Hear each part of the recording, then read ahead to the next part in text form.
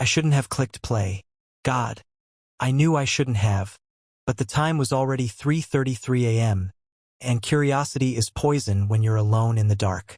If you've ever scrolled YouTube at that hour, you know what I mean. When the screen feels too bright, the silence of your room feels too heavy, and the recommended videos stop looking like they belong to the real world. That's when it showed up for me. That's when the channel appeared. I need you to understand something before we go any further. This isn't one of those cursed video urban legends. This isn't Slender Man or Bloody Mary, or whatever recycled creepypasta you've heard whispered online. This is different. This is real. And if you think I'm exaggerating, stick around. By the time I'm done, you'll wish you hadn't. Because if you watch long enough, something starts watching you back. I didn't believe that the first time I heard it. I laughed, actually. Thought it was one of those ARG projects, the kind where people dress up horror as performance art. But the comments weren't jokes. They were warnings. And if you think you'd be smart enough to click away, to shut your laptop and forget it ever happened, trust me, you won't. There's a reason I'm telling you this, and it's not to entertain you. It's to make sure you're ready when the channel finds you. Later in the story, you'll understand why no one should ever stay until the end of those videos. Why the people who do don't exactly get to talk about it afterward. I can already feel you wanting to click off, maybe leave this tab for something lighter, something safer. Go ahead if you want. But remember, you'll never know if what I'm saying is true. You'll never know what you might be missing. That's how it works. That's how it gets you. But I'm getting ahead of myself. You need to know how this all began. How a late-night spiral down YouTube's rabbit hole turned into the worst mistake of my life. So let me explain how it started. I should probably start by admitting something. I'm a night owl in the worst possible way. Some people stay up late scrolling their phones, maybe binge-watching a show. Me? I live inside YouTube's endless algorithm. I tell myself it's just background noise while I work, or that I'm keeping myself entertained, but the truth is uglier. I can't sleep unless I'm falling down some digital rabbit hole. Comedy sketches, reaction videos, 10-hour compilations of cartoon sound effects. I've wasted nights on all of them. There's a kind of comfort in it, you know?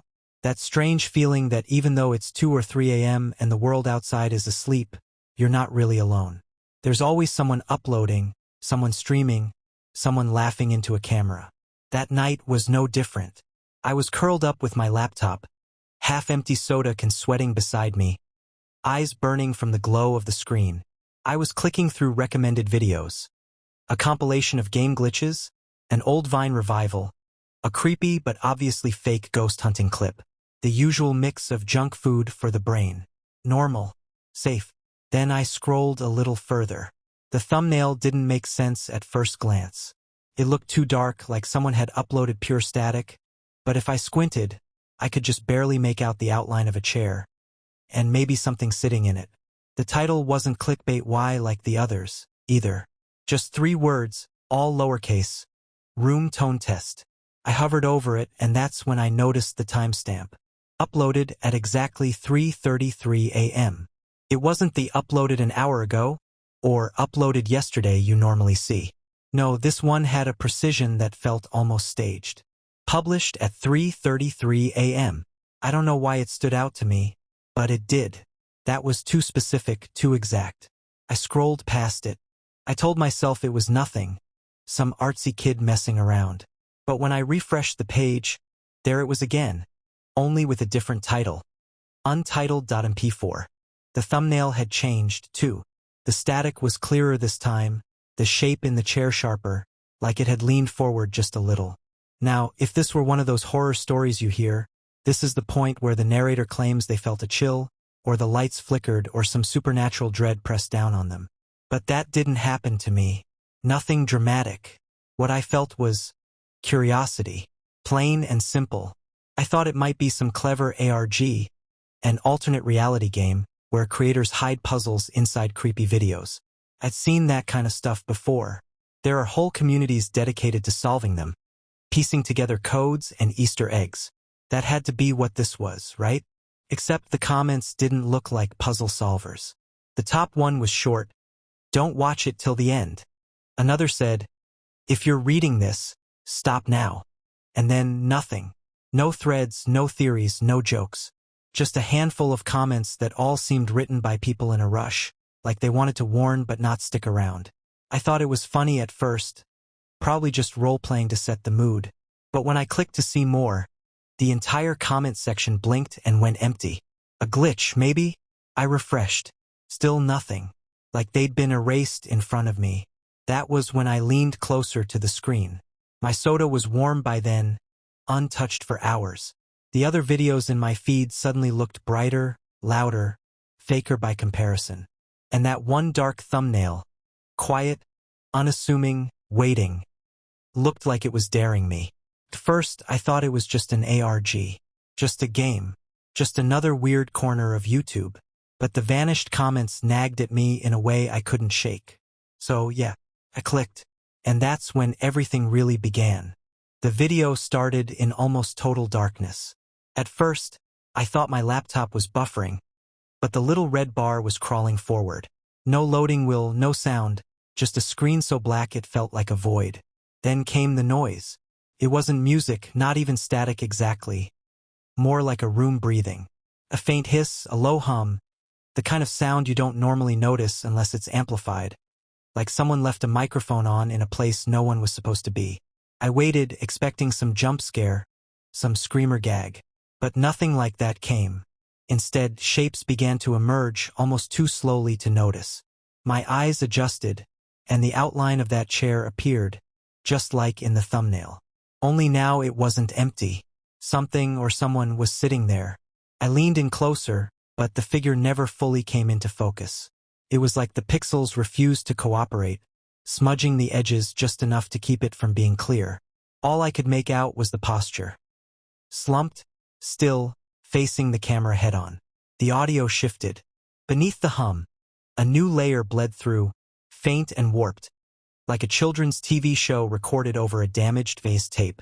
I caught fragments of a jingle, high-pitched voices singing about friendship, maybe, or sharing, but slowed down until it sounded funereal. I don't know why, but the sound made me uncomfortable in a way the visuals didn't. It felt familiar, like something I'd heard as a kid, twisted into something unrecognizable. I actually found myself glancing around my room, half expecting to see shadows shifting in the corners. And then a whisper. I couldn't make out the words, not exactly, but it was definitely a voice layered under the hum. It spoke too softly, too quickly, vanishing before my brain could decode it. I cranked my volume, but all I got for my effort was a distorted hiss that sent a chill through my headphones. I almost clicked away. Almost. Instead, I scrolled down to the comments, muttering under my breath as I read, "Don't watch until the end." I actually laughed when I saw it. "Real original," I said out loud, shaking my head. Another read, "Timestamp 2:14. Don't blink." I hovered over the timeline, but there were no visible cuts or spikes, no obvious edit points. Just that endless dark room, the chair, the figure. A third comment stood out. It said my name. That one made my stomach flip. I whispered my own name under my breath like a test, irrationally afraid the video might answer back. When I looked again, the comments were gone. Every single one. The section was empty, as though no one had ever typed a word. I tried refreshing, opening a new tab, even switching browsers, but each time the result was the same. Blank. By then, the video had reached the 3-minute mark. The hum grew louder, sharper, and the figure in the chair shifted. Not much, but enough.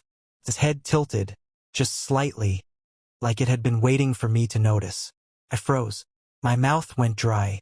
The whispers returned, clearer this time, and I could swear I heard laughter woven into them. Children's laughter, brittle and sharp, like glass breaking. And then, the screen flickered, just once.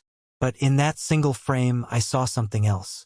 Not the chair, not the room, something like a hallway I knew. My hallway. I sat there, stunned, rewinding, replaying, but the frame was gone, replaced again by the chair and its occupant. That was when my curiosity started turning into something uglier. Fear, yes, but fascination too. Because if this was fake, it was masterfully done. And if it wasn't, I watched until the timer hit exactly 3:40, when the video cut off. No outro, no fade, just a hard stop. The recommended bar didn't fill with related uploads like normal. In fact, the video itself vanished the second it ended, leaving me staring at YouTube's homepage as if I'd imagined the whole thing. But I hadn't. I sat there long after, my reflection staring back at me in the darkened screen. I knew I should have let it go, closed the laptop, gotten some sleep, but instead, I found myself refreshing, searching for any sign of that channel again. And when it didn't appear right away, something inside me twisted. I needed to see more. After that first night, I couldn't stop thinking about the channel. I told myself it was just curiosity, the same way people binge true crime podcasts or ghost hunting shows. But deep down, I knew it was more than that. Something about the way the video had ended, cutting off so abruptly, erasing itself from my history, felt like unfinished business, like it was daring me to come back. So I did.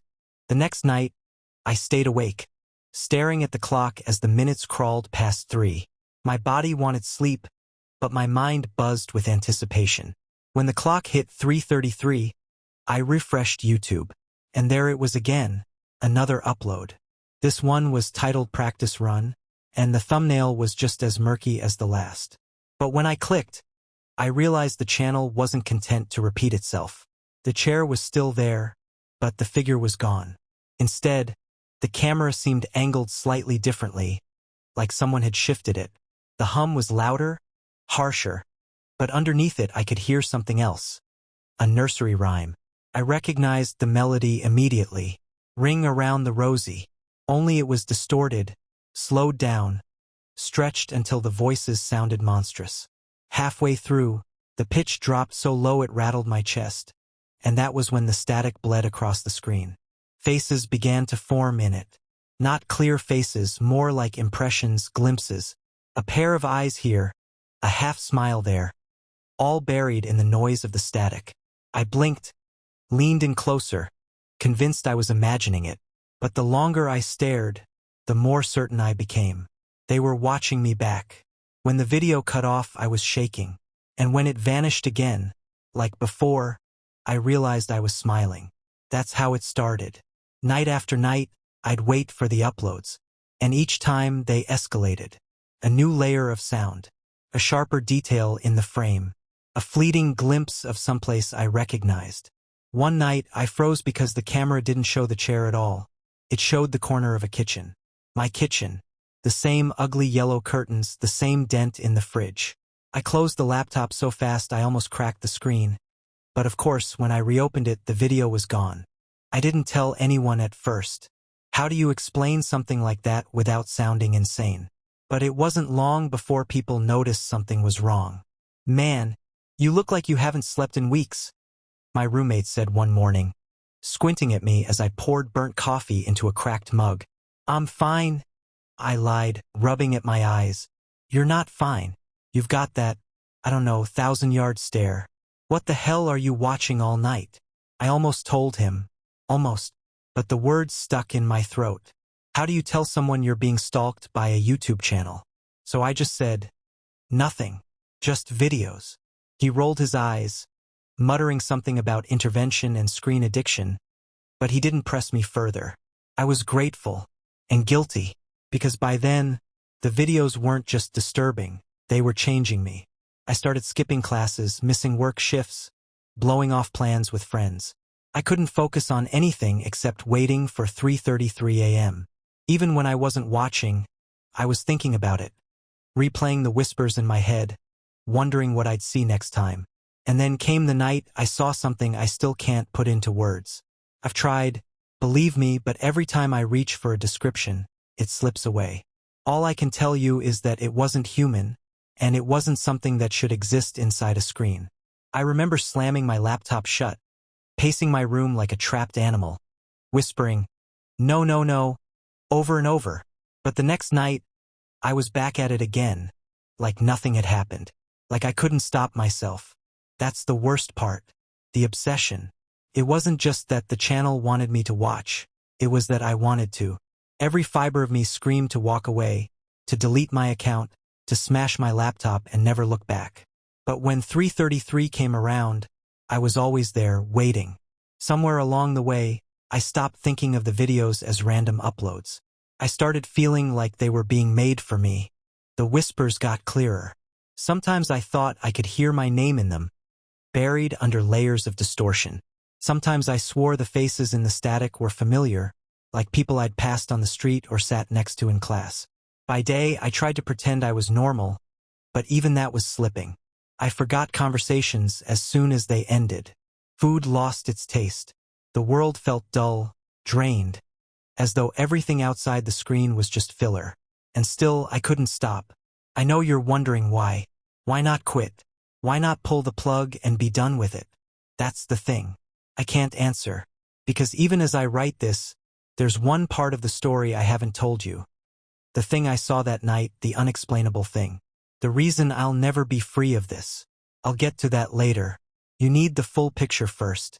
For now, all you need to know is this. Then came the night it called me by name. The night it finally broke me didn't start any differently than the others.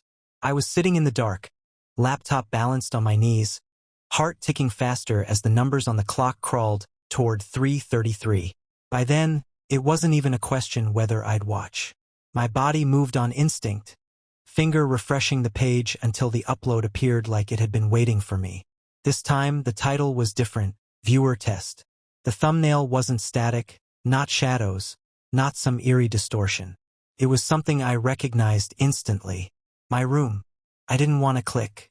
I swear I didn't. But the second the clock struck 3:33, the video autoplayed on its own. The screen filled with the view of my bedroom, down to the smallest detail. The same cracked poster curling off the wall. The same water glass on my nightstand, half full from 3 nights ago. Even the laundry piled in the corner was exactly as I'd left it. The perspective was wrong, though. The camera wasn't set where my laptop sat. It was higher, angled from the corner near the ceiling, like an eye that had always been there, watching. At first, there was no figure in the video, just my empty room, humming with the same awful low noise I'd come to dread. I stared, terrified, half expecting to see myself appear on screen. And then, after nearly a full minute, I did. The door creaked open. On the video, I walked in. Not the version of me sitting in bed with my laptop, but another me. An identical double. He crossed the room, sat down right where I was sitting, and stared at the screen as if he could see me. I threw my laptop shut so fast the lid slammed against my hands. My chest heaved. For a second, I thought about smashing the whole thing against the floor, ending it right there. But curiosity, it always won. With shaking fingers, I opened it again. The video hadn't stopped. The other me was still there, head tilted up now, eyes locked on the camera in the corner of the ceiling. Slowly, like molasses, he raised a hand and pointed, not at the screen, not at the camera, at me. Panic lit through my veins. I ripped the webcam cover from my drawer and slapped it over the lens. Then I yanked the power cord from the wall, unplugged everything in reach, phone, router, even the desk lamp. My room went black, dead, silent except for my ragged breathing. But when I turned toward the bed, the laptop screen was still glowing. No power, no cord, still glowing. The video had shifted. The figure, my double, was gone. In his place, the chair had returned. But now there was something carved into the wood of its backrest. I leaned closer despite every instinct screaming not to. Letters. Shaky, jagged letters. My name. I slammed the laptop shut again, this time shoving it under my mattress like that would somehow contain it. My hands were trembling so violently I could barely breathe. My mind raced with thoughts of hidden cameras, stalkers, some hacker who'd managed to access everything about my life. That had to be the answer, right? Some twisted prank. Something explainable. But explainable things don't keep working after you unplug them. Explainable things don't carve your name into furniture you've never seen. I barely slept that night. Every creak of the house made me jump. Every shadow felt alive. When morning finally came, I convinced myself it had been a nightmare, a hallucination from exhaustion. I told myself I'd quit cold turkey. No more late-night YouTube, no more channel, no more obsession. But that resolve didn't last. Because when night fell again, I felt it. that itch in my skull, that sick pull in my chest. I tried to bury my laptop under books, lock it in a drawer, even leave the house to walk under the buzzing streetlights just to avoid it. None of it mattered. At 3:33 a.m., I was back in my room, pulling the laptop out like an addict finding their fix. And there it was. Another upload. Another test. I'd like to tell you I stopped, that I found the strength to shut it all down and never look back. But that would be a lie. The truth is, what happened next still makes me wonder if I ever left that night alive. Because the line between my life and the videos was gone. And no matter how hard I tried, I couldn't quit. After that night, I couldn't just sit back and keep letting it happen to me. My nerves were shredded, my body was wrecked, but my brain was wired in a way I'd never felt before. Obsessive, electric. If the channel was showing me, if it was putting my life on display, then I had to know what it was, where it came from, who was behind it. So I started digging. It began with a simple search. YouTube channel uploads at 3:33 a.m. Pages of results came up, most of them garbage, clickbait top 10s, creepypasta stories, fake screenshots. But buried halfway down the page, I found a Reddit thread, r/unexplained videos. The title of the post was short, almost throwaway. Did anyone else see this? The poster described a channel that uploaded at the same exact time every night, 3:33 a.m., with videos that disappeared afterward. They mentioned the static, the humming audio, the chair. My chair. There were a few replies. One said they thought it was an ARG like I'd suspected. Another claimed they'd seen a face in the static, their own face. And one reply chilled me more than anything else. Rule number 1. Never watch past 3:40. That comment had no username attached. Just deleted. I tried clicking their profile, but it was gone. Wiped. That was the first of many. The deeper I went, the more fragments I found. Old blog posts archived on Wayback Machine, some dating back years. Threads on dead forums. Posts that ended mid-sentence. Stories of people who'd stumbled across the channel, who'd tried to document what they saw. One blog described the exact same nursery rhyme distortion I'd heard. Another mentioned the whispers calling out names. A third post simply ended with the words, "It's in my house now." Patterns started to emerge, but they weren't comforting. Everyone who wrote about the channel eventually disappeared. No updates, no follow-ups, just silence. And then there were the rules. They varied, but they always came back to the same 3 warnings. Never watch past 3:40. Never comment on the videos. Never watch alone. I had already broken 2 of them. The idea that I'd been set up from the start gnawed at me. The comments disappearing in real time, the autoplay kicking in without my control. It was all part of some system. And the worst part? No one agreed on where the channel came from. Some said it was a government project, an experiment like MKUltra but digital. Someone in a thread compared it to the Russian sleep experiment like they were comparing scars. Others whispered about cults, claiming the videos were rituals meant to summon something through the screen. A few insisted it was AI, something that had slipped out of control using YouTube's infrastructure to feed itself. But there was one theory that stuck with me, maybe because it felt the most insane. What if YouTube itself isn't controlling these uploads? A commenter wrote in a long, rambling post. What if the platform is just the host and the thing behind it, whatever it is hijacking it? Like a parasite living inside the code. The idea made my skin crawl. Because if that was true, then it wasn't a matter of deleting an account, smashing a laptop, or moving to a cabin in the woods. If the channel wasn't just a channel but something bigger, something networked, alive, then there was no escape. The more I read, the more paranoid I became. Every tab I opened, every forum I scrolled, I half expected the channel to appear there, lurking in plain sight. I started taking screenshots, notes, saving links before they disappeared. And they did disappear.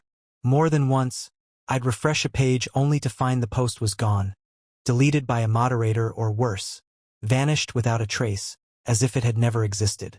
My wall filled with scraps of paper, scribbled times and usernames, fragments of whispers I thought I remembered from the audio. I looked like a conspiracy theorist, lines of red string connecting dots that didn't really connect. But I couldn't stop, and all the while I kept watching. Every night at 3:33, a new upload. Sometimes shorter, sometimes longer. Sometimes nothing more than silence and static. Sometimes too much, far too much. I won't tell you what I saw in all of them. Not yet. Some things are too heavy to drop all at once. But I will say this, the rules weren't suggestions. They were survival guides.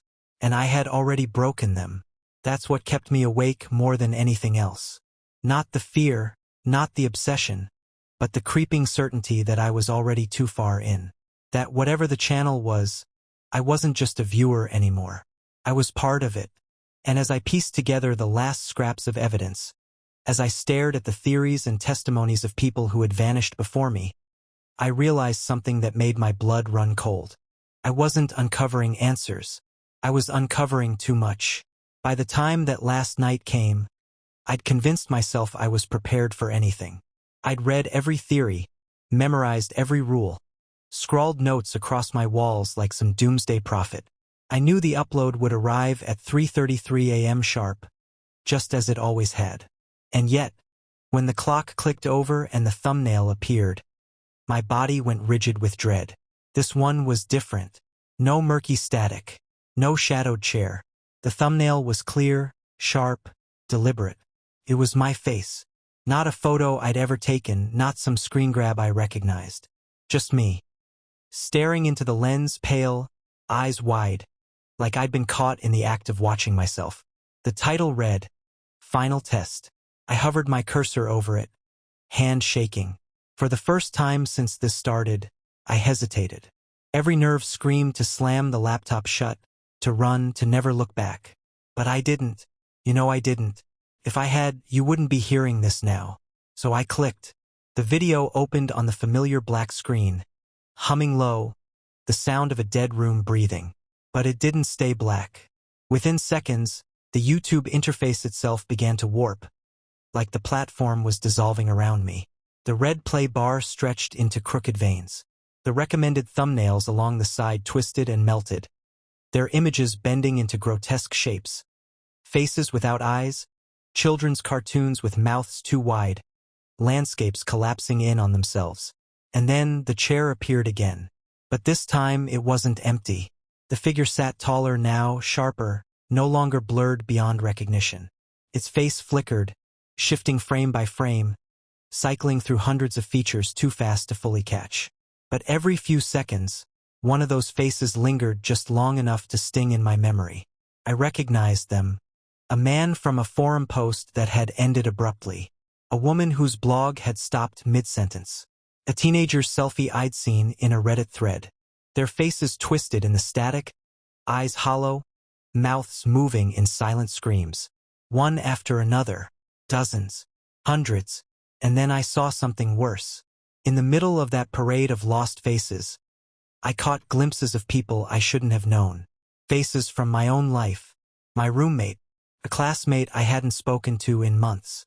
A cashier at the gas station I went to every morning. All of them flashing, corrupted, absorbed into the feed. My stomach turned. I wanted to stop, but I couldn't.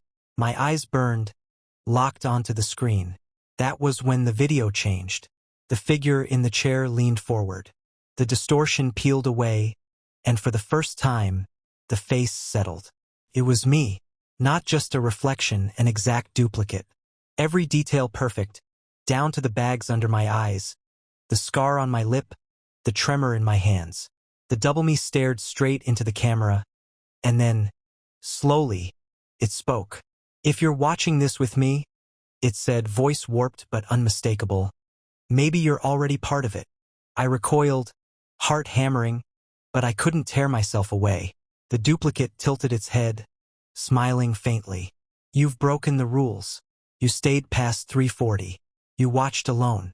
You spoke aloud. You let it in. Behind it, the screen warped further. The YouTube interface dissolved entirely, replaced by walls I knew too well. My own walls. My own ceiling. My room, framed exactly as it was in that first video. I looked over my shoulder, half expecting to see a camera blinking red in the corner. But there was nothing. Only shadows. Only silence. Back on screen, the duplicate me leaned closer. The hum in the background rose into a screech, and the faces returned, dozens layered across the frame, overlapping like a grotesque collage. Some I knew, some I didn't, and then, buried in the chaos, I saw yours. Yes, you. Don't pretend you didn't wonder. Don't pretend you didn't lean closer, trying to catch a glimpse of what I was describing. Because that's how it works. The longer you listen, the more it spreads. The more it takes. I told myself I would click away, that I would shut it down and walk out the door. But I didn't. I stayed. The timer crept forward. 3:35. 3:36. 3:37. Every instinct screamed at me to close the laptop, but my hands wouldn't move. The duplicate kept speaking. Words drowned under static, but I caught fragments. Not alone. Next one. Forever. By 3:39, the entire frame was filled with faces, blurring, overlapping, melting into one another. The hum shook the room.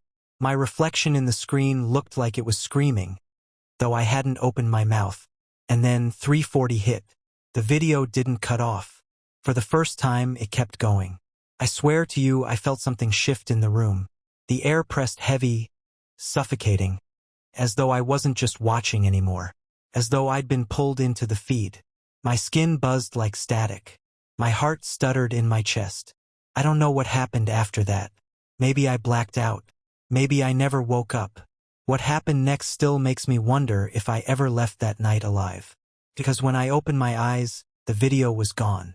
The screen was dark. The clock read 3:41. And yet, the reflection staring back at me didn't feel like mine anymore. And tomorrow night, the channel will upload again. At 3:33 a.m. Waiting for the next viewer. Waiting for you. I don't know how much longer I can keep this up. My hands are shaking even as I type this, and my screen feels like it's staring back at me more than I'm staring at it. Maybe this is the last thing I'll ever upload. Maybe not. Honestly, I can't tell anymore. If you've listened this far, you've already crossed a line. You've heard what I've seen, what I've done, and maybe you've felt it too. That itch in your chest, that pull at the edge of your thoughts, like something waiting in the static for you to give it permission. Don't fool yourself into thinking you're safe. That's how it got me. Some of you will try to dismiss this, call it a story, call it entertainment. Go ahead. If that makes you feel better, believe it. But I'm asking you, no, daring you to prove me wrong. Check your subscriptions tonight at 3:33 a.m. Refresh the page. Look carefully at what shows up. And if you see a video you don't remember subscribing to, don't click it. Not unless you're ready. If you're brave or stupid enough to try, come back here after and leave a comment. Tell me what you found. Tell me if you saw the faces. Tell me if it said your name. If the comments even stay. I know how this sounds. To call it fake too. I used to laugh at this kind of thing. But then the laughter turned into silence. And the silence turned into something breathing through my speakers at night. And when you get there, when you realize the joke has stopped being funny, you'll remember these words. I'm not saying this to scare you. I'm saying this because I can't carry it alone anymore. Maybe if more people know, it'll spread thinner. Maybe if we all see it together, it won't just take me. Or maybe that's what it wants. I keep replaying one question in my head. What if YouTube isn't hosting it? What if YouTube is just the mask? Because if that's true, then the channel isn't just on the internet. It is the internet. And if that's the case, then you can't run. You can't hide. You can only watch. And I know you want to. That's the sick part, the FOMO. The fear of missing out. It gnaws at you, doesn't it? You can't help but wonder what's on the next upload, what's hiding in the next frame, what whispers you might catch if you just lean in a little closer. If you don't check tonight, you'll never know if it was real. And if you do, well, I guess you'll find out why I said this might be my last upload. I don't know what happens next. Maybe nothing. Maybe everything. Maybe by the time you're hearing this, I've already disappeared into the static like the others. But if this video is still up by morning, maybe I survived.